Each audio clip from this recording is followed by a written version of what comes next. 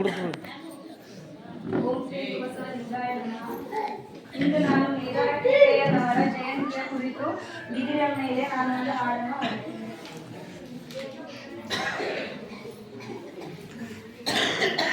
ಬಿದಿರಮ್ಮ ತಾಯಿ ಕೇಳೆ, ನೀನಾರಿಗಲ್ಲದವಳೆ. ಬಿದಿರಮ್ಮ ತಾಯಿ ಕೇಳೆ, ನೀನಾರಿಗಲ್ಲದವಳೆ. ನೀನಾರಿಗಲ್ಲದವಳೆ. ಬಿದಿರಮ್ಮ ತಾಯಿ ಕೇಳೆ, ನೀನಾರಿಗಲ್ಲದವಳೆ. ಹುಟ್ಟುತ್ತ ಹುಲ್ಲುವಾದೆ, ಬೆಳೆಯುತ್ತ ಬಿದಿರುವಾದೆ. ಹುಟ್ಟುತ್ತ ಹುಲ್ಲುವಾದೆ, ಬೆಳೆಯುತ್ತ ಬಿದಿರುವಾದೆ. ಬೆಟ್ಟದ ಕೆಳಗೆ ಇದ್ದು ಅದರೂತ ಬೆಳೆದಿದ್ದೆ. ಬೆಟ್ಟದ ಕೆಳಗೆ ಇದ್ದು ಅದರೂತ ಬೆಳೆದಿದ್ದೆ. ಬಿದಿರಮ್ಮ ತಾಯಿ ಕೇಳೆ, ನೀನಾರಿಗಲ್ಲದವಳೆ. ಬಿದಿರಮ್ಮ ತಾಯಿ ಕೇಳೆ, ರಂಗನಿಗೆ ಕೊಳಲು ಆದೆ, ಕಂದನಿಗೆ ತೊಟ್ಟಿಲಾದೆ. ರಂಗನಿಗೆ ಕೊಳಲು ಆದೆ, ಕಂದನಿಗೆ ತೊಟ್ಟಿಲಾದೆ.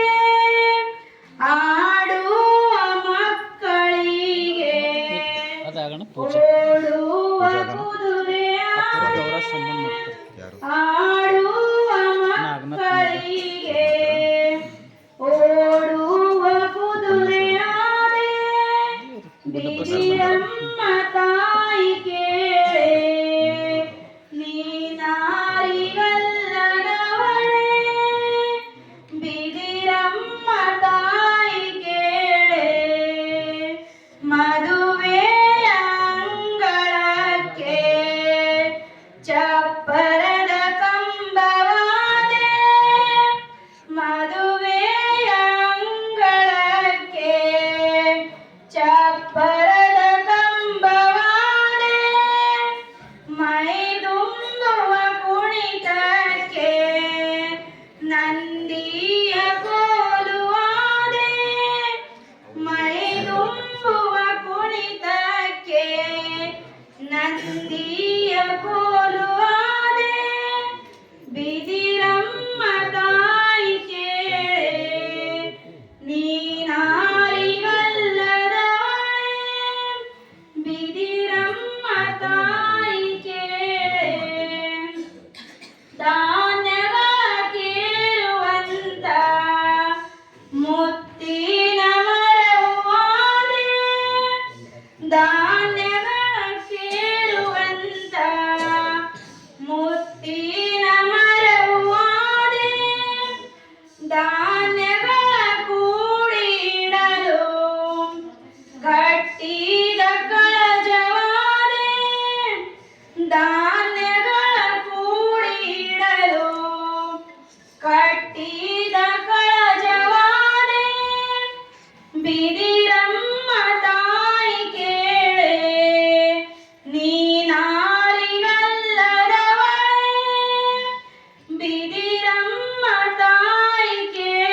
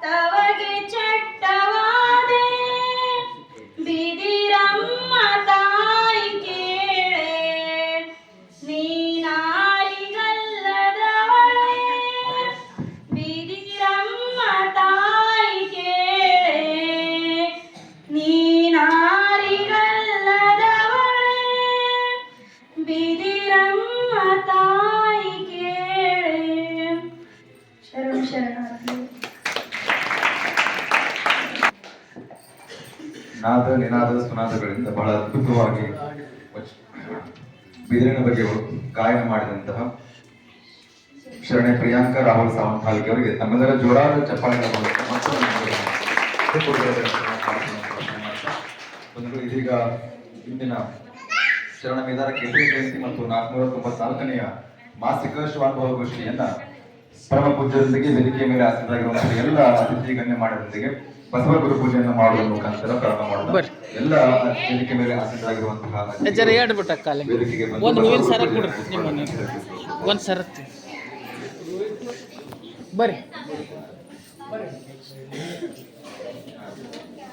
ಬಸವ ಗುರು ಪೂಜೆ ಹಾಗೂ ಮೇದಾರ ಕೇಂದ್ರದವರ ಭಾವಚಿತ್ರಕ್ಕೆ ಪುಷ್ಪಾರ್ಚನೆಯನ್ನು ಮಾಡೋದ್ರ ಮುಖಾಂತರ ಪ್ರಕಟಣೆ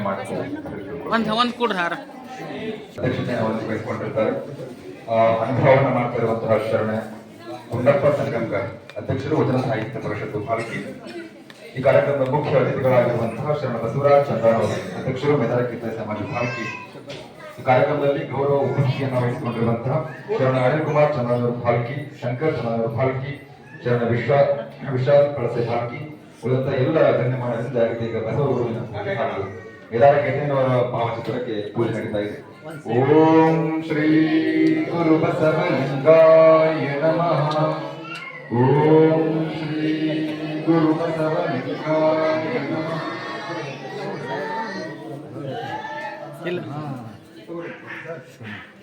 ಇಲ್ಲ ಅಪ್ಪರ ಬಾಜು ನಿಂತಾಗ ಮಾಡಿಟ್ರಿ.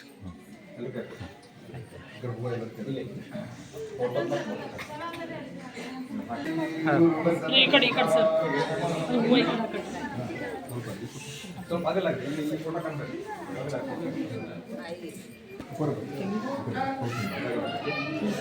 ಜರ ಹಿಂಗೆ ಒಂದು ಕಡೆ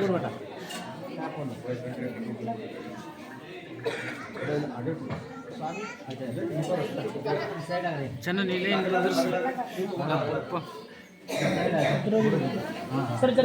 ಓಂ ಶ್ರೀ ಗುರು ಬಸವಲಿಂಗಾಯ ನಮಃ.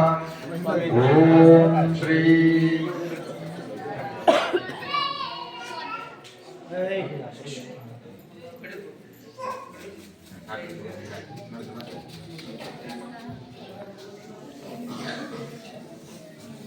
ಓಂ ಶ್ರೀ ಗುರು ಬಸವಲಿಂಗಾಯ ನಮಃ. ಬಸವಣ್ಣನೇ ತಾಯಿ ಬಸವಣ್ಣನೇ ತಂದೆ ಬಸವಣ್ಣನೇ ಪರಮಗುರುವಿಗೆ ವಸುಧೀಶ ಕಪಿಲ ಸಿದ್ಧ ಮಲ್ಲಿಕಾರ್ಜುನ ನಿಮ್ಮ ಹೆಸರಿಟ್ಟ ಗುರು ಬಸವಣ್ಣನಯ್ಯ. ತಂದೆ ನೀನು ತಾಯಿ ನೀನು ಬಂಧು ನೀನು ಬಳಗ ನೀನು ನನಗೆ ನೀವಲ್ಲದೆ ಮತ್ತಾರು ಇಲ್ಲವಯ್ಯ. ಕೂಡಲ ಸಂಗಮ ದೇವ ಹಾಲಲ್ಲದ್ದು ನೀರಲ್ಲದ್ದು ನಿಮ್ಮ ಧರ್ಮ. ಶರಣ ಸತಿ ಲಿಂಗಪತಿ ಹರ ಹರ ಮಹಾದೇವ. ವಿಶ್ವಗುರು ಬಸವಣ್ಣನವರಿಗೆ, ಶರಣ ಮೇದಾರ ಕೀರ್ತಿಯನವರಿಗೆ ಅವ್ರು ಸನ್ಮಾನ ಮಾಡ್ರ.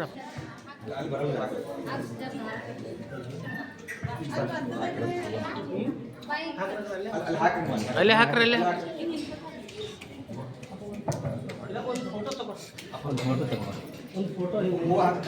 ಒಂದು ಸೈಡ್ ಆಗಿದೆ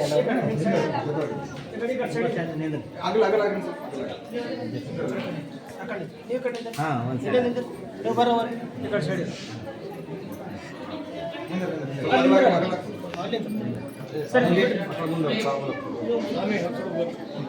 ಆಯ್ತು ಸರ್ ಇವರೇ ಬಸವ ಕ್ಲಾಪ್ ಗೋ.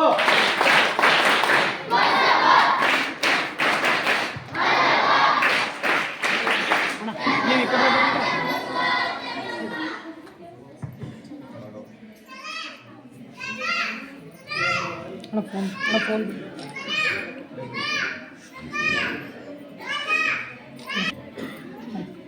ಪೂಜ್ಯರಿ ಜೈ ಗುರು ಬಸವೇಶ ಹರ ಹರ ಮಹಾದೇವ್. ವಿಶ್ವಗುರು ಬಸವಣ್ಣನವರಿಗೆ, ಶರಣ ಮೇದಾರ ಕೇತಯ್ಯನವರಿಗೆ, ವಿಶ್ವಗೊಂಡಿರುವಂತಹ ಶರಣ ನಾಗನಾಥ್ ಮೇಘ ಮೇದಾರ ಕೇತಯ್ಯ ಸಮಾಜ ಭಾರತಿ ಇವರಿಂದ ಪೂಜ್ಯರಿಗೆ ಗೌರವದ ಸತ್ಕಾರ ಮಾಡಲಾಗ್ತಾ ಇದೆ. ಈಗ ಕಾರ್ಯಕ್ರಮಕ್ಕೆ ನಮ್ಮೆಲ್ಲರ ನೆಚ್ಚಿನ ಪೂಜ್ಯರಾಗಿರುವಂತಹ ಪರಮ ಪೂಜ್ಯ ನಿರಂಜನ ಸ್ವಾಮಿಗಳು ಆಗಮಿಸಿದ್ದಾರೆ. ನಾವೆಲ್ಲರೂ ಹೋರಾಟ ಚಪ್ಪಲಿಗಳ ಮೂಲಕ ಪೂಜೆಯನ್ನು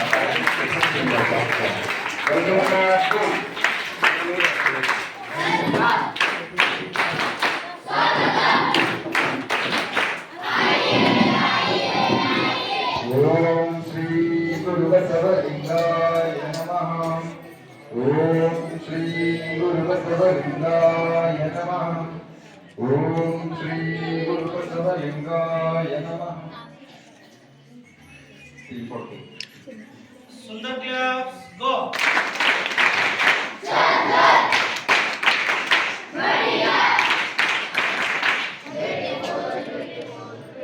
ಜೋರಾಗಿ ಬಸವ ಕ್ಲಾಸ್ ಗೋ. ಈಗ ಅನುಭವ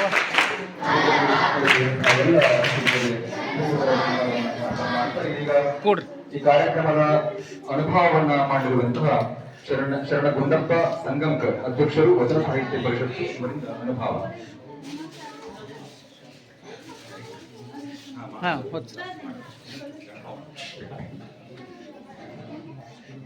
ಅದೊಂದು ಶಾಲ್ ತಗೋರಿ ಅವ್ರಿಗೆ ತಗೋರಿ. ಇದೀಗ ಶರಣನಾಥ ಮೇಘ ಅವರಿಂದ ಪರಮ ಪೂಜ್ಯ ಶ್ರೀ ನಿರಂಜನ ಸ್ವಾಮಿಗಳಿಗೆ ಗೌರವದಿಂದ ಸತ್ಕರಿಸಲಾಗ್ತಾ ಇದೆ. ಓಂ ಶ್ರೀ ಗುರು ಬಸವಲಿಂಗಾಯ ನಮಃ. ಓಂ ಶ್ರೀ ಗುರು ಬಸವಲಿಂಗಾಯ ನಮಃ. ಓಂ ಶ್ರೀ ಗುರು ಬಸವಲಿಂಗಾಯ ನಮಃ. ಸುಂದರ ಕ್ಲಾಪ್ಸ್ ಗೋ.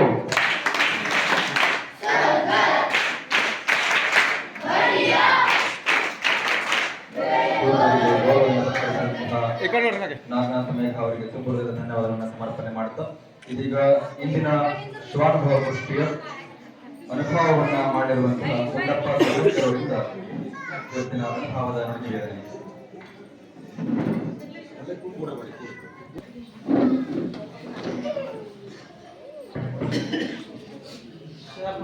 ಓಂ ಶ್ರೀ ಗುರು ಬಸವಲಿಂಗಾಯ.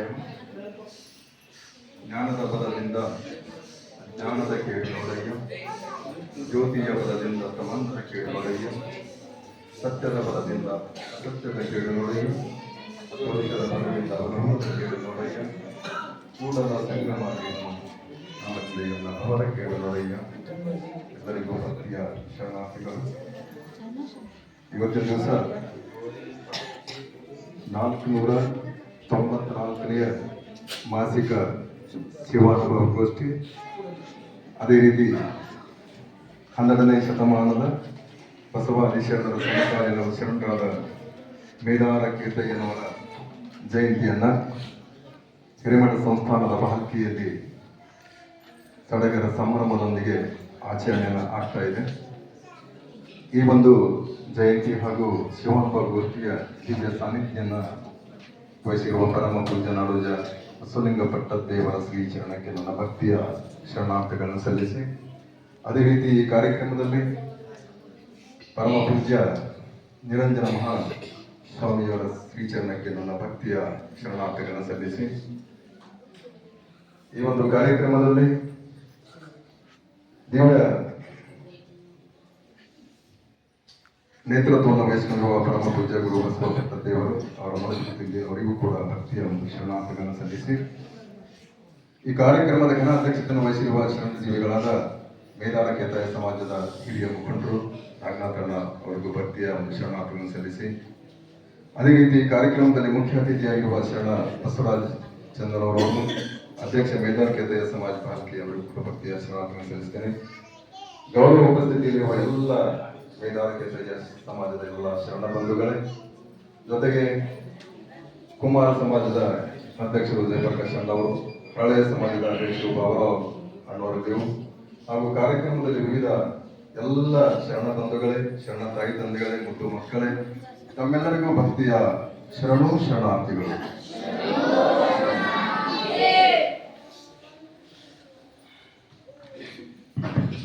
ಹನ್ನೆರಡನೇ ಶತಮಾನದಲ್ಲಿ ಗುರು ಬಸವಣ್ಣನವರು ಎಲ್ಲ ಕಾಯಕ ಜೀವಿಗಳನ್ನ ಒಟ್ಟುಗೂಡಿಸಿ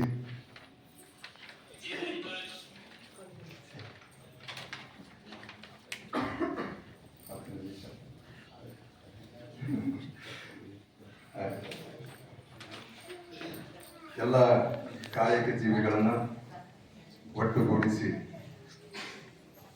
ಬಸವಾದಿ ಶರಣರ ಒಂದು ಪೂರ್ವದಲ್ಲಿ ಅತ್ಯಂತ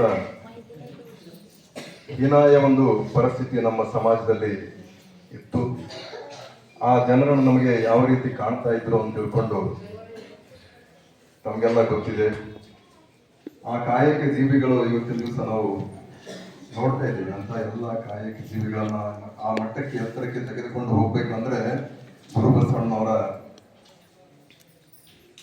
ಒಂದು ಅಲ್ಲಿನ ಒಂದು ವಿಚಾರಗಳು, ಅವರ ನಡೆನುಡೆ, ಎಲ್ಲ ಒಂದು ಅನುಭವ ಬಂದ ಒಂದು ಎಲ್ಲ ಸಂಸ್ಕಾರ ಸಂಸ್ಕೃತಿ ನೋಡಿ ಜಗತ್ತಿನ ನಾನಾ ಮೂಲೆಗಳಿಂದ ಎಲ್ಲ ಶರಣರು ಮತ್ತು ಕಲ್ಯಾಣಕ್ಕೆ ಬಂದರು. ಕಲ್ಯಾಣಕ್ಕೆ ಬಂದು ಹಾಗೆ ಸಿಕ್ಕಿದ್ದ ಪ್ರಸಾದನ ತೆಗೆದುಕೊಂಡು ಹಾಗೆ ಕೂತಿಲ್ಲ.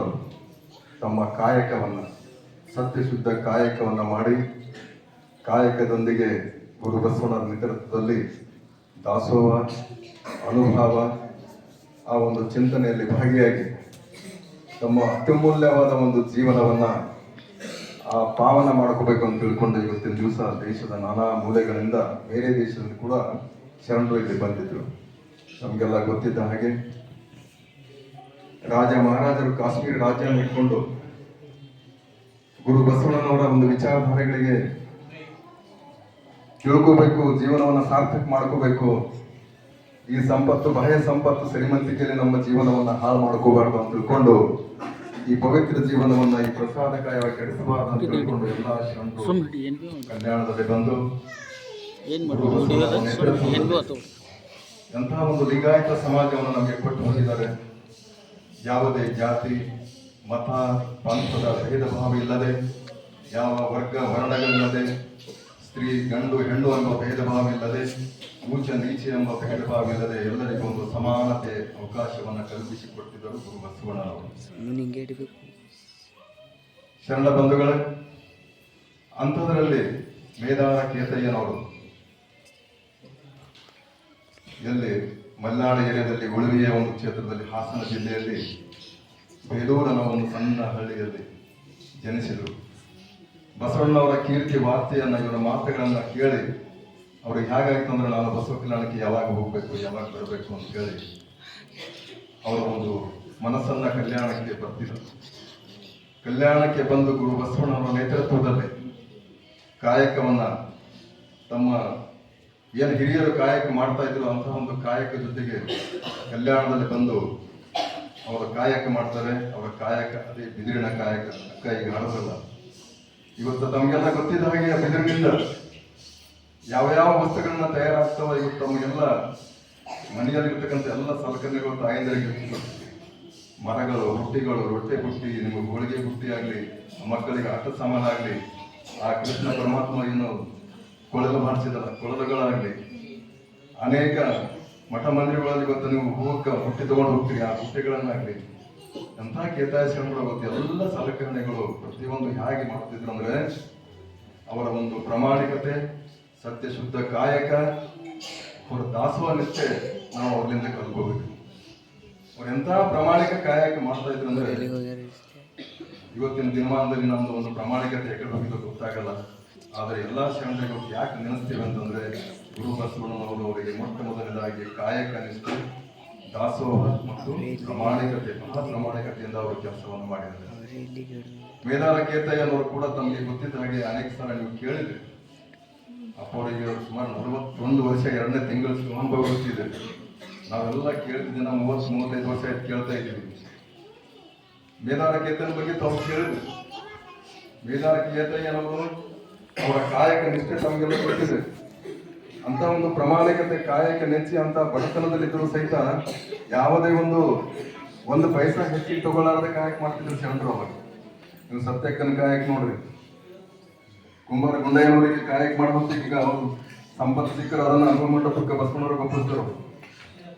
ಎಂತೆಂಥ ಶರಣರು ನಮ್ಮಲ್ಲಿ ಆಗಿ ಹೋಗಿದ್ದಾರೆ ಅಂದ್ರೆ ಮೇದಾರ ಕೇತಯ್ಯ ಶರಣರು ಆ ಒಂದು ಹುಟ್ಟಿನ ಕಾಯಕ ದಿನನಿತ್ಯ ಅವರ ಕಾಯಕ ಏನಿತ್ತು ಅಂದ್ರೆ ಇದನ್ನು ತರಬೇಕು.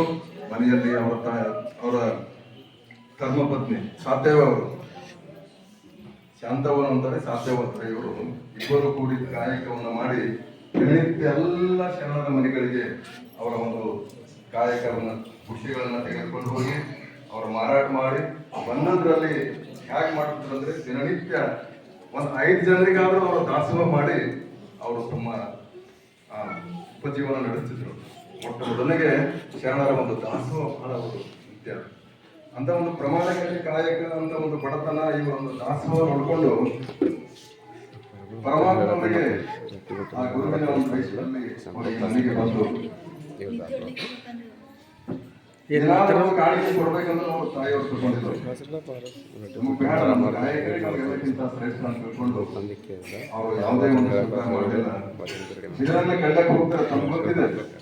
ಆ ಬಿದಿರನ್ನ ಕಟ್ಟಿಗೆ ಕಡ್ಡಕ್ಕೆ ಹೋದಾಗ ಆ ಬಿದಿರಿಗೆ ಏನಾಗ್ತದಂದ್ರೆ ಬಂಗಾರ ಮತ್ತು ಉದುರಂಗ ಆ ಪರಮಾತ್ಮನ ಲೀಲೆ. ಅದರಲ್ಲಿ ಈ ಶರಣರು ಒಂದು ದಾಸೋಹ ಮಾಡ್ತಾರೆ, ಇವರು ಕಾಯಕ ಮಾಡ್ತಾರೆ, ಇವರು ನಿಷ್ಠೆಯನ್ನು ಮಾಡ್ತಾರೆ ಅಂದ್ರೆ ಇವರಿಗೆ ಏನಾದ್ರೂ ಒಂದು ಕೊಡಬೇಕು ಅಂತ ತಿಳ್ಕೊಂಡು ಆ ಪರಮಾತ್ಮನು ಆ ಬಿದಿರಿನ ಆ ಒಂದು ಗಿಡದಲ್ಲಿ ಮುತ್ತು ರತ್ನವನ್ನು ಇವರು ಆ ಗಿಡಕ್ಕೆ ಕಡಿಲಕ್ಕೆ ಹೋಗ್ತಾರ, ಅದರಲ್ಲಿ ಮುತ್ತು ರತ್ನ ಅವಳನ್ನ ಉದುರುವ ಹಾಗೆ ಆ ಪರಮಾತ್ಮನ ಲೀಲೆ ಆಗ್ತದೆ. ಆದ್ರೆ ಕೇತಯ್ಯ ಶರಣರು ಏನಂತಾರೆ, ಈ ಗಿಡಕ್ಕೆ ಹುಳ ಅಂತೇವೆ ಅಂತ. ಆ ಮುತ್ತು ರತ್ನ ನೋಡ್ಕೊಂಡು ಅದನ್ನ ಮಾಡಿಲ್ಲ ಅವ್ರು, ಕೆಡ್ಕೊಂಡು ನಾವು ಯಾರ ಇದ್ರೆ ಮುಚ್ಕೊಂಡು ಏನಾದ್ರು ತರ್ತಿದೀವಿ ಅನ್ನೋ ಈಗಿನ ದಿನಮಾನದಲ್ಲಿ. ಆದ್ರೆ ಅಂದಿನ ದಿನಮಾನದಲ್ಲಿ ಅವರು ಬಸವಣ್ಣನವರ ಒಂದು ತರಬೇತಿ ಪಡೆದ ಎಲ್ಲಾ ಶರಣರು 770 ಮಂದಿ ಅವರ ಗಣಗಳು ಹೇಗಿದ್ದಾರೆ ಅಂದ್ರೆ ಸತ್ಯಶುದ್ಧ ಕಾಯಕ ಮತ್ತು ಪ್ರಾಮಾಣಿಕತೆ ಮತ್ತು ದಾಸೋಹ ಮೂರನ್ನ ಅವರ ಜೀವನದಲ್ಲಿ ಅಳವಡಿಸಿಕೊಂಡವರು. ಅದನ್ನ ನೋಡಿ ಇದು ಕುಲ ಹತ್ಯೆ ಅನ್ಬೇಕು, ಮತ್ತೊಂದು ಬೇರೆ ಗಿಡಕ್ಕೆ ಹೋಗುತ್ತೆ. ಹೀಗೆ ಒಂದು 4-5 ಗಿಡ ಬದಲಾವಣೆ ಮಾಡೋದು ಸಹಿತ ಅದು ಹಾಗೆ ಅನಿಸ್ತವ್ರು. ಯಾಕಂದ್ರೆ ಅವ್ರು ದಿನನಿತ್ಯ ಏನ್ ಮಾಡ್ತಾರೆ ಅಂದ್ರೆ ಸಣ್ಣ ಸಣ್ಣ ಗಿಡಗಳನ್ನ ಕರೆದು ಸಣ್ಣ ಬುಟ್ಟಿ ಅಂತ ದೊಡ್ಡ ಗಿಡ ಕರೆದು ಅದಕ್ಕೆ ಹಿಂಗೆ ಬೆಂಡ್ ಆಗಲ್ಲ, ಬುಟ್ಟಿಗಳಾಗ ಸರಿ ಆಗಲ್ಲ ಅಂತ ತಿಳ್ಕೊಂಡು ಅವ್ರಿಗೆ ಆದಷ್ಟು ಸಣ್ಣ ಸಣ್ಣ ಗಿಡಗಳಿಗೆ ಕರ್ಕೊಂಡು ಅದಕ್ಕೆ ಕೆಲಸ ಮಾಡ್ತಿದ್ರು. ಆದ್ರೆ ಇದನ್ನ ಆ ಎಲ್ಲವನ್ನು ನೋಡ್ಕೊಂಡು ಇದು ಹುಳ ಅಂತ ತಿಳ್ಕೊಂಡು ಒಂದು ದೊಡ್ಡ ಗಿಡ ಏರ್ಲಿಕ್ಕೆ ಹೋಗ್ತಾರೆ. ದೊಡ್ಡ ಗಿಡ ಏರಿ ದೊಡ್ಡದ ಒಂದು ಬಿದಿರನ್ನ ಕಡಿಲಕ್ಕೆ ಹೋಗ್ತಾರೆ. ದೊಡ್ಡ ಕಡಿಲಕ್ಕೆ ಹೋದಾಗ ಒಂದು ಕೈ ಹಿಡ್ಕೊಂಡು ಹಿಂಗೆ ಒಂದು ಗಿಡಕ್ಕೆ ಹಿಡಿತಾರ, ಒಂದು ಕೈಯಿಂದ ಹಿಡ್ಕೊಂಡು ಹಿಂಗೆ ಕಡಿಲಕ್ಕೆ ಹೋಗ್ತಾರ. ಆ ಕೈಯನ್ನ ಜಾರ್ತದ, ಕೈ ಜಾರಿ ಕೆಳಗೆ ಬೀಳ್ಬೇಕು ಅಂತಂದಾಗ ಕೆಳಗೆ ನೋಡ್ತೀವಿ ಸಣ್ಣ ಸಣ್ಣ ಕೊಯ್ಲು ಕಡದಾಗ, ಜೋಳದ ಕೊಯ್ಲು ಕಡದಾಗ ಕೆಳಗೆ ಒಂದು ಸಣ್ಣ ಶಿಬಿರ ಇರ್ತಾವ್ರಿ, ಸಣ್ಣ ಸಣ್ಣ ಕೊಯ್ಲು ಇರ್ತಾವ ನೋಡ್ರಿ. ಹಂಗೆ ಸಣ್ಣ ಗಿಡ ಕಡಿದಿದ್ದು ಕೆಳಗಡೆ ಶಿಬಿರ ಇರ್ತಾವ. ಅವು ಏನ್ ಮಾಡ್ತಾವ, ಡೈರೆಕ್ಟ್ ಗಿಡನ ಕೆಳಗ ಅವ್ರು ಎಲ್ಲಿ ಆ ಶಿಬಿರನ್ನ ಹಾಕ್ತದ. ಆ ಶಿಬಿರನ್ನ ಒಳಗೆ ಹೋದಾಗ ರಕ್ತವನ್ನು ಬರ್ತಾ ಇರ್ತದ, ಒಂದು ಕಡೆ ಚಕ್ರ ಬರ್ತಾ ಇರ್ತದ.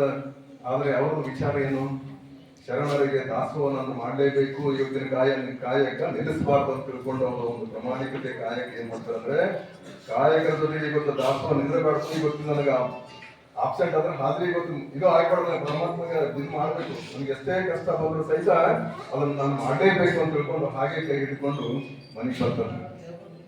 ಮನೆಗೆ ಬಂದು ಅವ್ರ ಸಾಧ್ಯವ ತಾಯಿಯವರಿಗೆ ನೋಡ್ತಾರ, ತಾಯಿ ಯಾಕೋ ಇವೊಂದಿಷ್ಟು ರಕ್ತವನ್ನ ಮೈಯೆಲ್ಲ ರಕ್ತ ಚಿಂತಾ ಇದೆ, ಇದು ಏನಾಯ್ತು ಅಂತ ಅವರು ಪ್ರಾಣ ಬಿಡ್ತಾರೆ. ಆದ್ರೆ ಆ ತಾಯಿಗೆ ಸಾಂತ್ವನ ಹೇಳಿ ಇವತ್ತ ನನಗೆ ಹೀಗಾಗಿದೆ ಇದ್ದಿದೆ, ಆದ್ರೂ ಇವತ್ತಿನ ದಾಸೋಹ ನಿಲ್ಲಬಾರ್ದು ಅಂತ. ನೀವು ಏನ್ ಮಾಡೋದು ದಾಸೋಹ ನಿಲ್ಲಬಾರ್ದು, ಆ ದಾಸೋಹನ ನಿಲ್ಲಬಾರ್ದು ಅಂತಾರೆ. ಇವತ್ತು ನೀವು ಕಾಯಕ ಮಾಡಲೇಬೇಕು, ಆ ಬುಟ್ಟಿಯನ್ನು ಮಾರಾಟ ಮಾಡಲೇಬೇಕು, ಅದು ತಂದು ದಾಸೋಹ ಮಾಡಬೇಕು ಅಂತ. ಒಂದು ಕಡೆ ಸಮಯ ಆಗ್ತಾ ಇದೆ, ಹೊತ್ತು ಮುಳುಗ್ತಾ ಇದೆ. ಆದ್ರೆ ಆ ಸೂರ್ಯನಿಗೆ ಒಂದು ಪ್ರಮಾಣ ಮಾಡ್ತಾರೆ ದೇವರೇ, ಈ ಕಲ್ಯಾಣದಲ್ಲಿ ಶರಣರ ಒಂದು ದಾಸೋಹವನ್ನು ಇವತ್ತು ಮಾಡಿಲ್ಲ ಅಂತಂದ್ರೆ ಇವತ್ತು ದಿನ ನಂದಿದ್ದು ಆಗ್ಬಾರ್ದು. ನೀ ನನ್ಗೋಸ್ಕರ ಒಂದು ಸಭೆಯನ್ನ ಕೊಡಬೇಕು ಅಂತ ಹೇಳಿ ಆ ಸೂರ್ಯ ದೇವನಿಗೆ ಒಂದು ಪ್ರಮಾಣವನ್ನು ಮಾಡ್ತಾರೆ. ಕಲ್ಯಾಣ ಶರಣರ ಆಣೆ, ನೀನು ಬೇಗನೆ ಇವತ್ತು ನೀವು ಅಷ್ಟ ಆದ್ರೆ ಕಲ್ಯಾಣ ಶರಣರ ಆಣೆ ಅಂತ ತಿಳ್ಕೊಂಡು ಆ ಕಲ್ಯಾಣ ಶರಣರ ಆಣೆ ಮಾಡ್ತಾರೆ. ಸೂರ್ಯದೇವನು ಕೂಡ ಇವರಿಗೆ ಒಂದು ಸಭೆಯನ್ನು ಕೊಡ್ತಾನೆ. ಆ ತಾಯಿ ಅದನ್ನ ಹುಟ್ಟಿ ಕಾಯಕವನ್ನು ನೀಡು ಅವತ್ತು ಮಾರಾಟ ಮಾಡಿ ಬಂದು ಅವಾಗ ಇಬ್ಬರು ಶರಣರು ಬಂದು ದಾಸೋಹ ಮಾಡ್ತಾರೆ ಮನೆಯಲ್ಲಿ. ದಾಸೋಹ ಮಾಡಿದ ನಂತರ ಅವಾಗ ಅವರಿಗೆ ನೋವನ್ನು ತಾಳಾರ್ದ ಈಗ ದಾಸೋಹ ಅಂತ ಆಗಿದೆ ಸಮಾಧಾನ ಮಾಡ್ಕೊಂಡು ಮನೆಯಲ್ಲಿ ಹೋಗ್ತಾರೆ. ಮನೆಯಲ್ಲಿ ಹೋಗಿ ಅಂಗಾತ್ ನಡ್ಕೊಂಡು ಆ ತಾಯಿಯವರಿಗೆ ಹೇಳ್ತಾರೆ, ಈಗ ಇದನ್ನ ನೀನು ತೆಗಿಬೇಕು, ಇದನ್ನ ತೆಗಿಬೇಕು ನೀನು ಅಂತ. ಅದು ತೆಗಿತಾರೆ. ತೆಗೆದ ತಕ್ಷಣ ಅವರು ಪ್ರಾಣ ಪಕ್ಷಿ ಹಾಗೆ ಪ್ರಾಣ ಪಕ್ಷಿ ಹಾರು ಹೋಗ್ತದೆ. ಆ ತಾಯಿಯನ್ನ ತಮ್ಮ ರೋದನೆ ದುಃಖ ಪಡ್ಕೊಂತ ತಮ್ಮ ಬೆಳಗಾಗುವವರೆಗೆ ಹಾಗೆ ಇರ್ತಾರೆ. ಆಮೇಲೆ ಬೆಳಗ್ಗೆ ಏನಾಗ್ತದೆ ಅಂದ್ರೆ ನಮ್ಮ ಹೂಗಾರ ಮಹದೇಯ ಶರಣರು ಪ್ರತಿ ಶರಣರ ಮನೆಗೆ ತಮ್ಮ ಒಂದು ಹೂವಿನ ಒಂದು ಕಾಯಕದ ಪ್ರತಿ ಕ್ಷಣದ ಪೂಜೆಗೆ ಕಾಯಕದ ಜೊತೆಗೆ ಅವರು ಹೂವನ್ನು ಕೊಡಬೇಕು ಅಂತ ತಿಳ್ಕೊಂಡು ಎಲ್ಲರ ಮನೆಗೆ ಹೋಗ್ತಾರೆ. ಅವಾಗೆ ಮೇಲಾದ ಕೇತಯ್ಯನವರ ಮನೆಗೆ ಬಂದು ನೋಡ್ತಾರೆ, ಏನಾಯ್ತು ಹಾಗಾತ ಇಂಥ ಶರಣರಿಗೆ ಹಿಂಗೆ ಆಗ್ಬೇಕು ಅಂದ್ರೆ ಹೆಂಗಾಯ್ತು ಅಂತ ತಿಳ್ಕೊಂಡು ಅವ್ರು ಏನ್ ಮಾಡ್ತಾರೆ, ರೋಧಿಸ್ಕೊತ ದುಃಖದಾಗ ಏನ್ ಮಾಡ್ತಾರೆ, ಅನುಭವ ಮಾಡ್ತಾ ಬರ್ತಾರೆ. ಬಸವಣ್ಣನವ್ರ ಮಹಾಮನೆಗೆ ಹೋಗಿ ಬಸವಣ್ಣನವರಿಗೆ ಆ ಸುದ್ದಿಯನ್ನ ತಿಳಿಸ್ತಾರೆ. ಹೀಗಾಯ್ತು ಅಂತಂದಾಗ ಬಸವಣ್ಣನವರು ಸಹಿತ ತಮ್ಮ ಹೇಗಾಗ್ತಂದ್ರೆ ಅಲ್ಲಿ ಮೋರ್ಛೆ ಬಿಡ್ತಾರೆ, ಒಂದ್ ಕಡೆ ಪ್ರಾಣ ಹೋಗ್ತು ಅಂತ ಹೇಳ್ತಾರೆ. ಆದ್ರೆ ಅಂತ ಒಂದು ಮೋರ್ಛೆ ಹೋಗಿ ಅವರು ಕೂಡ ಒಂದು ಇದರಲ್ಲಿ ನೆಲಕ್ಕೆ ಬಿದ್ದ್ಬಿಡ್ತಾರೆ ಬಸವಣ್ಣವರು ಕೂಡ. ಆಮೇಲೆ ಎಲ್ಲಾ ಕಡೆ ಪ್ರಚಾರ ಆಗ್ತದೆ, ಎಲ್ಲಾ ಶರಣರು ಅಂತಾರೆ ಹೀಗಾಯ್ತು, ಬಸವಣ್ಣವ್ರು ಹಿಂಗಾಯ್ತು, ಬೇದಾರ್ಕೇತನವ್ರು ಹೀಗಾಯ್ತು ಅಂತ ಅನ್ಕೊಂಡು ಎಲ್ಲಾ ಕಡೆ ಅದು ಕಲ್ಯಾಣ ತುಂಬ ಎಲ್ಲ ಸುದ್ದಿ ಆದ್ಮೇಲೆ ಒಬ್ಬ ಶರಣರು ಏನ್ ಮಾಡ್ತಾರೆ ಅಂದ್ರೆ ನಮ್ಮ ಮಡಿವಾಳ ಮಾಚಿ ತಂದೆಯವ್ರು ಬರ್ತಾರೆ. ಅವಾಗಿನ ಕಾಲದ ಮಡಿವಾಳ ಮಾಚಿ ದೇವರಂದ್ರೆ ಅವ್ರು ಹೇಗಿದ್ರು ಅಂದ್ರೆ ಎಲ್ಲಾ ಶರಣರಿಗೆ ಅವ್ರ ವೀರ ಗಂಟೆ ಒಂದು ನಾದ ಇತ್ತು. ಆ ದೇವರನ್ನ ಕೂಡ ಒಲಿಸ್ಬೇಕು ಅಂತ ನಾದದಲ್ಲಿ ಗಂಟೆ ಬಾರಿಸಿದ್ರೆ ಎಲ್ಲರೂ ಹಿಂಗ ದಾರಿ ಬಿಡ್ತಿರಂತ ಭಗವತ್ತಿಗೆ ಎಲ್ಲಾ ಶರಣರು ಹಿಂಗ್ ದಾರಿ ಬಿಟ್ಟು ಅವ್ರು ಎಲ್ಲೆಲ್ಲಿ ಬೆಟ್ಟೆ ಕಾಯಕ್ ಹೋಗ್ತಾರೆ ಅವ್ರು ಶರಣರು ಮಾಡ್ತಾರೆ ಅಂದ್ರೆ ಅಷ್ಟು ಅವ್ರ ಬಳಿ ವೀರತನ ಒಂದು ದೇವರಿಗೆ ಒಲಿಸುವ ಒಂದು ಅವರ ಜೀವನವನ್ನು ಹೆಂಗಿತ್ತು ಅಂದ್ರೆ ಅದನ್ನ ಈ ಒಂದು ಘಟನೆಯಲ್ಲಿ ಕಾಣಬರ್ತದೆ. ಹಿಂಗಾಯ್ತು, ಇದು ಆಗಲಿಲ್ಲ, ಇದು ಹೀಗೆ ಆಗ್ಬಾರ್ದು ಅಂತ ತಿಳ್ಕೊಂಡು ಇದು ದೇವರಿಗೆ ನಾನು ಸವಾಲು ಹಾಕ್ತೀನಿ ಅಂತ ತಿಳ್ಕೊಂಡು ಆ ಗಂಟೆಯ ನಾದವನ್ನ ಬಾರಿಸ್ತಾರೆ. ಹಾಗೆ ಪರಮಾತ್ಮ ಅದಕ್ಕೆ ಕಣ್ಣು ತೆರೆದು ನೋಡ್ತಾನಂತ ಬರ್ತದ ಆ ಚರಿತ್ರೆಯಲ್ಲಿ. ಈ ಶರಣರು ಅಂತ ಒಂದು ಪರಮಾತ್ಮನ ಲೀಲೆ ಏನಾಯಿತು ಅಂತಂದ್ರೆ ಅವರು ಗಂಟೆ ನಾದವನ್ನ ಕೇಳಿ ಆ ಭಗವಂತನ ರೂಪದಲ್ಲಿ ಅವರ ಒಂದು ಮತ್ತೊಮ್ಮೆ ಅವರ ಜೀವನವನ್ನ ಹೇಗೆ ಆಯ್ತು ಅಂದ್ರೆ ಹೆಸರು ಆದ್ರು ಇಬ್ಬರು ಗುರು ಬಸವಣ್ಣವರು ಈ ಕಡೆ ಕೇತಯ್ಯನವರು ಎದ್ಮೇಲೆ ಆ ಕಡೆ ಬಸವಣ್ಣವರು ಎದ್ರು ಅಂತ ತಿಳ್ಕೊಂಡು ಆ ಒಂದು ಘಟನೆಯಲ್ಲಿ ಬರ್ತದೆ. ಅಂತ ಒಂದು ಪವಿತ್ರ ಕಾಯಕ ಮಾಡಿದವರು ಎಂತ ಒಂದು ಕಷ್ಟದಲ್ಲಿ ನೋಡ್ರು, ಎಂತ ಕಷ್ಟದಲ್ಲಿ ಕೂಡ ತಮ್ಮ ಒಂದು ಕಾಯಕ ನಿಷ್ಠೆ ಬಿಟ್ಟಿಲ್ಲ. ಅದನ್ನ ಮತ್ತೆ ಅವ್ರ ಧರ್ಮಪತ್ನಿಗೆ ಅದೇ ಹೇಳ್ತಾರೆ, ನಾನು ಹೋದರೂ ಸಹಿತ ನಿನ್ನ ದಾಸೋಹ ನಿನ್ನ ಕಾಯಕ ನಿಲ್ಲಬಾರದು, ಕಾಯಕ ಮತ್ತು ದಾಸೋಹ ನಿಲ್ಲಬಾರದು ಅಂತ ಹೇಳ್ತಾರೆ. ಅಷ್ಟು ಕಷ್ಟ ಆದರೂ ಸಹಿತ ಅದು ಹೇಳ್ತಾರೆ.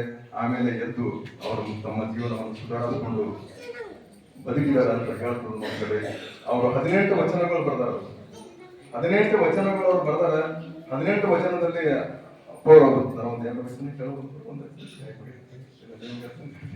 ಸಮಯ ಯಾಕಂದ್ರೆ ಸಮಯ ಇದು ಹೇಗೆ ಆಗ್ತದೆ, ಮಾತಾಡೋದು ಬಹಳ ಇರ್ತದೆ. ಆದ್ರೆ ಒಂದು ಕೆಲವೇ ಸಮಯದಲ್ಲಿ ಅವ್ರ ಜೀವನ ಚರಿತ್ರೆ ಹೇಳ್ಬೇಕು ಅಂದ್ರೆ ಅಷ್ಟು ಸರಳ ಇಲ್ಲ. ಆದ್ರೆ ಒಂದು ವಚನ ನಾನು ಸುಮ್ಮನೆ ನಮ್ಮ ಮುಂದೆ ಹೇಳಬೇಕು ಅಂತ ನಾನು ಬರ್ದಿದ್ದೆ.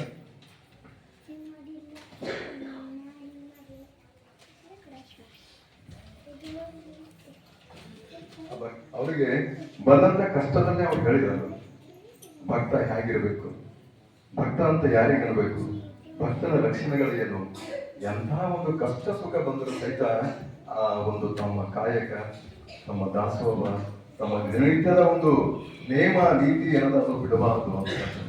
ಭಕ್ತ ಇವತ್ತು ನಾವು ಸ್ವಲ್ಪ ತ್ರಾಸ ಆಯ್ತು ಅಂದ್ರೆ ಇದು ಬಿಟ್ಟು ಬಿಡ್ತೀವಿ, ಯಾಕೋ ಮಟ್ಟದಲ್ಲಿ ನಮ್ಗೆ ಏನೋ ಆಗೇ ಹೋಗ್ಯದ, ಅಪೂರ್ಣಮ ಯಾಕೋ ಕರುಣೆ ಆಗಬೇಕಾದ ಏನಾಗ ಮತ್ತೊಂದು ಮಟ್ಟಿಗೆ ಹೋಗ್ಬಿಡ್ತೀವಿ.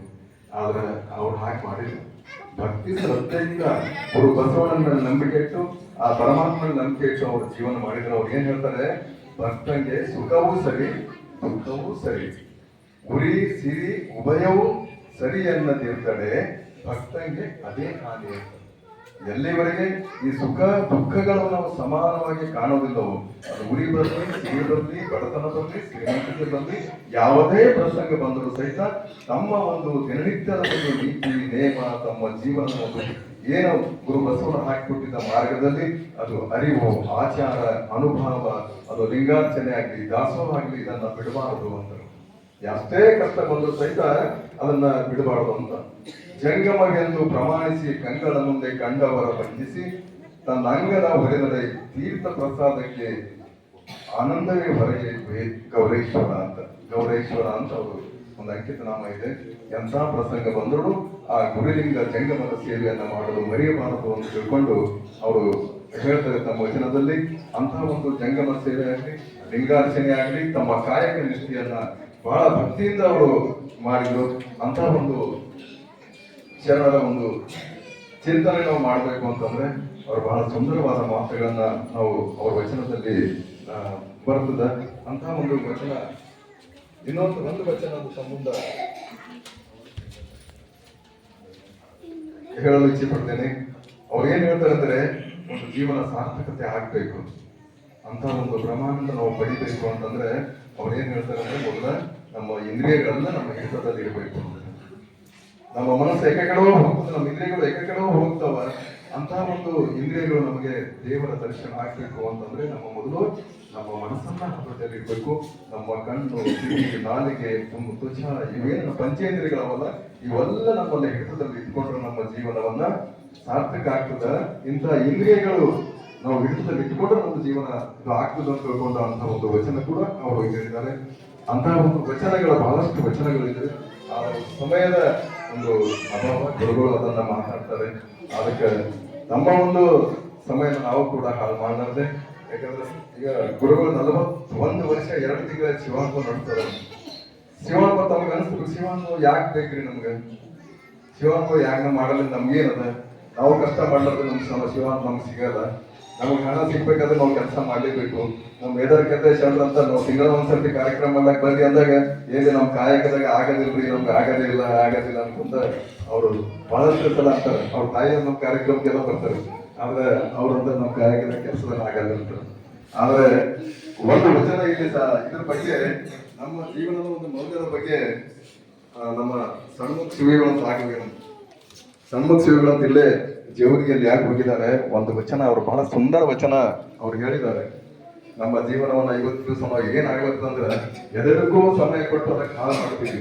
ಆದ್ರೆ ಎಲ್ಲವನ್ನೂ ಕೊಟ್ಟಂತ ಪರಮಾತ್ಮನಿಗೆ ನಮಗೆ ಸಮಯ ಇಲ್ಲ.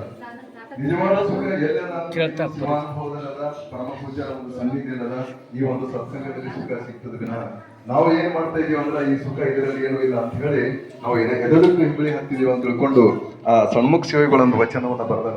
ನಮಗೆಲ್ಲ ಗೊತ್ತಿದ್ದ ಹಾಗೆ ಅವ್ರು ಏನ್ ಹೇಳ್ತಾರೆ, ಕನಕ ಕಾಮಿನಿ ಭೂಮಿಗಾಗಿ ಹೊಡೆದಾಡಿ ಕೆಟ್ಟಿತ್ತಿ ಈ ಜಗವೆಲ್ಲ ಅಂತ. ನಮ್ಗೆ ಸರಳ ರೂಪದಲ್ಲಿ ಇದು ಗೊತ್ತಾಗಿಲ್ಲ. ಕನಕ ಕಾಮಿನಿ, ಕನಕ ಅಂದ್ರೆ ಹಣ, ಸಂಪತ್ತು, ಬಂಗಾರ, ಒಡವೆ, ಭೂಮಿಗಾಗಿ ಬಡಿದಾಡಿ ಕೆಟ್ಟಿತ್ತು ಈ ಲೋಕ. ಮುಂದೆ ಹೇಳ್ತಾರೆ, ಇದು ಕಂಡು ಕೇಳಿ ನೀನೇತಕ್ಕೆ ಇಚ್ಛಿಸುವೆ ಎಲೆ ಹುಚ್ಚ ಮನವೇ ಅಂತ. ನಿನಗೆಲ್ಲ ಗೊತ್ತದ, ಇದ್ರ ಕಡೆಂದು ಸಾಯ್ತಾ ಇದ್ದಾರೆ ಜನ ಅಂತ ಗೊತ್ತದ. ಆ ಸಾಯ್ತಾ ಇದ್ದಾರೆ ಅಂತ ಗೊತ್ತಿದ್ರು ಸಹಿತ ನೀ ಮತ್ತ ಮನಸ್ಸಾಕ ಯಾಕೆ ನಡೆದಿದೆಯಪ್ಪ ಅಂತ ಅವ್ರು ಪ್ರಶ್ನೆ ಮಾಡ್ತಾರ. ಏನಂತ ಪ್ರಶ್ನೆ ಮಾಡ್ತಾರ ಅಂದ್ರೆ, ಇದು ಕಂಡು ಕೇಳಿ ನೀನೇತಕ್ಕೆ ಇಚ್ಛಿಸುವೆ ಎಲೆ ಹುಚ್ಚ ಮನವೇ. ಮುಂದೆ ಹೇಳ್ತಾರೆ, ಹಗಲು ಕಂಡು ಕಮರಿಯ ಇರುಳು ಬೀಳುವರೆ. ಹಗಲು ಕಂಡ ಕಮರಿಯ ಇರುಳು ಬೀಳುವರೆ ಅಂತಂದ್ರೆ ನಾವು ಹಗಲಂತ ನೋಡ್ರಿ ಎಲ್ಲಿ ಹೋಗಿರ್ತೀವಿ, ಒಂದು ಬಾಯಿನೋ ಒಂದು ಏನೋ ತೆಕ್ಕೋ ಎರಡೋ ನಾವೆಲ್ಲ ನೋಡಿರ್ತೀವಿ, ಹೊಂಡಗಳು ಎಲ್ಲ ನೋಡಿರ್ತೀವಿ ಹಗಲಂತ. ಮತ್ ರಾತ್ರಿ ಏನ್ ಮಾಡ್ತೀವಿ ಅಂದ್ರೆ ಅವೆಲ್ಲ ಮಾಡಿ ಆ ಕಡೆ ಹೋಗ್ಲಕ್ ಹೋಗ್ತೀವಿ. ಹೋಗ್ಲಕ್ ಹೋದ್ರೆ ಏನಾಗ್ತದೆ, ಅಲ್ಲಿ ಬಿದ್ದು ಬಿಡ್ತೀವಿ. ನಮ್ಗೆ ಹಾನಿ, ನಮ್ಮ ಜೀವನ ಕಳ್ಕೋಬಹುದು ಅಥವಾ ನಮ್ಮ ಶರೀರದ ಅಂಗಗಳು ಕಳ್ಕೋಬಹುದು, ಹಾನಿ ಆಗ್ತದಲ್ರಿ. ಅದನ್ನ ತಿಳ್ಕೊಂಡು ಯಾಕೆ ಹೋಗ್ತೀಯಪ್ಪ ಅಂತ ಅವ್ರು ಪ್ರಶ್ನೆ ಮಾಡ್ತಾರೆ. ಯಾವಾಗ ಅದನ್ನ ನಚ್ಚಿದವರು ಅದನ್ನ ದುಡ್ಡು, ಕಾಮಿನಿ, ಬಂಗಾರ ತಿಳ್ಕೊಂಡು ಅದೇ ದೊಡ್ಡ ಸಂಪತ್ತು ಅಂತ ತಿಳ್ಕೊಂಡವರು ಹೋಗಿ ಹಾಳಾಗ್ಲತ್ತಾರ. ಮತ್ತೆ ನೀ ತಿಳ್ಕೊಂಡು ಯಾಕೆ ಹೋಗ್ತೀಯ ಅಂತ ಒಂದು ಉದಾಹರಣೆ ಮೂಲಕ ಅದನ್ನ ತಿಳಿಸಿದ ನಮಗೆ. ಮುಂದೆ ಏನ್ ಹೇಳ್ತಾರೆ, ಎಲೆ ಮರುಳ ಮನವೇ ಕೆಡಬೇಡ ಕೆಡಬೇಡ ನಿನಗೊಂದು ಉಪಾಯ ಹೇಳುವೆ ಕೇಳು. ಎಲೆ ಮನವೇ ನೀನು ಕೆಡಬೇಡ ಹಾಕಿ ಹೋಗ್ಬೇಡ, ಕಡೆ ಕೆಟ್ಟದ ಕಡೆ ಹೋಗ್ಬೇಡ, ಒಳ್ಳೆದ ಕಡೆ ಹೋಗಿ ಸತ್ಯಶುದ್ಧ ಕಾಯ ಕಡೆ ಹೋಗುವಂತ ಹೇಳ್ತಾರೆ. ನಿನಗೊಂದು ಉಪಾಯ ಹೇಳ್ತೀನಿ. ಏನು ಉಪಾಯ ಹೇಳ್ತಾರೆ ಸಣ್ಮುಖ ಶಿವಿಗಳು ಅಂದ್ರೆ, ಮರುಳ ಮನವೇ ಜಗದ ಆಗು ಹೋಗ ನರಿತು ಜಗದೀಶ ಅಖಂಡೇಶ್ವರ ನೆರೆನಂಬಿದೆಯಾದರೆ ನಿನಗೆ ಜನನ ಮರಣಗಳು ರಹಿತವಾಗಿ ಪರಮ ಪದವು ದೊರಕು ಎಂಬ ನೋಡ ಎಲೆ ಮನವೇ ಅಂತ. ಯಾವಾಗ ಇದು ಸತ್ಯ ವಸ್ತನ್ನ ಅರಿತುಕೊಂಡು ಆ ಪರಮಾತ್ಮನ ಒಂದು ನಿಲುವನಿಯನ್ನ ಅರ್ಕೊಂಡಿ ಅಂತಂದ್ರೆ ಈ ಜಗತ್ತಿನಲ್ಲಿ ಯಾರು ಹೋಗೋದೆಲ್ಲ ನೀನು ಅರ್ಥಕೊಂಡು ನಿಮ್ಮ ಜೀವನವನ್ನು ಸಾರ್ಥಕ ಮಾಡ್ಕೋಬೇಕು ಅಂತಂದ್ರೆ ನೀನು ಈ ಶಿವಾನುಭವದಲ್ಲಿ ಬರಬೇಕು, ಸತ್ಸಂಗದಲ್ಲಿ ಬರಬೇಕು, ಒಳ್ಳೆಯವ್ರ ಜೊತೆ ಕೂಡಬೇಕು, ಒಳ್ಳೆ ಮಾತುಗಳನ್ನ ಕೇಳಿದಾಗ ನಮ್ಮ ಜೀವನವನ್ನು ಸಾರ್ಥಕ ಆಗ್ತದ ಅಂತ ಒಂದು ಸಾರ್ಥಕ ಜೀವನ ನಮ್ಮಿಂದೆಲ್ಲರೂ ಆಗಲಿ ಅಂತ ಹೇಳಿ ನಿಮಗೆ ಮಾತಾಡಲಿಕ್ಕೆ ಅವಕಾಶ ಮಾಡಿಕೊಟ್ಟ ನಮ್ಮ ಪೂಜಾರ ಶ್ರೀಚೇನಾದ್ರೆ ನನ್ನ ಶರಣಾರ್ಥಿಗಳು ಹೇಳಿ ನಮ್ಮೆಲ್ಲರಿಗೂ ಬರ್ತೀವಿ.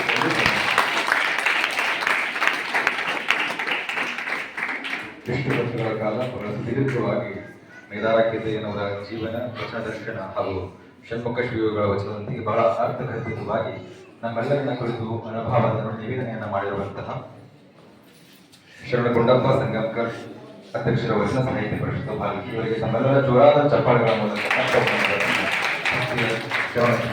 ಸಮರ್ಪಣೆ ಮಾಡುತ್ತೆ. ಈಗ ಮುಂದಿನದಾಗಿ ನಮ್ಮ ಮಧ್ಯೆ ವಿರಾಜಮಾನರಾಗಿ ಆಸಕ್ತರಾಗಿರುವಂತಹ ನಾಡಿನ ಖ್ಯಾತ ಪ್ರವಚನಕಾರರು ಚರವಿಮೂರಾಗಿರುವಂತಹ ಪೂಜ್ಯ ಶ್ರೀ ನಿರಂಜನ ಮಹಾಸ್ವಾಮಿಗಳವರಿಂದ ಅನುಭವವನ್ನು ಕೇಳೋಣ.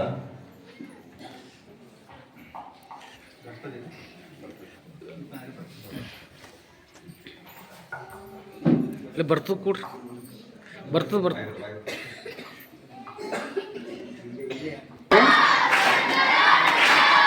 ಹರ ಹರ ಹರ ಹರ ಸುಂದರ